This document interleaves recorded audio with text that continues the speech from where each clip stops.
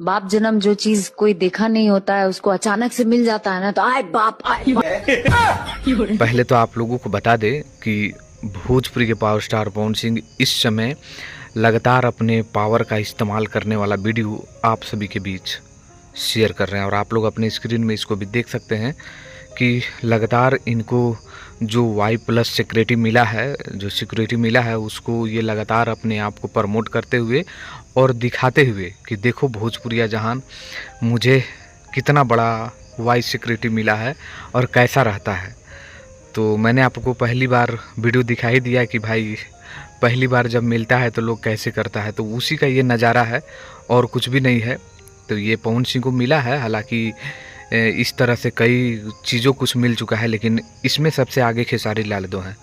भाई सिक्योरिटी सबको नहीं दिखा रहे हैं, अपने आप को मेहनत करके आप सभी के बीच दिखा रहे हैं वीडियो को। तो ये बहुत ही अच्छा लगा है। आप इन दोनों के बारे में क्या कहना चाहेंगे, आप लोग कमेंट करिएगा और वीडियो को लाइक करके शेयर करिएगा। मिलते हैं नेक्स्ट वीडियो में, धन्यवाद।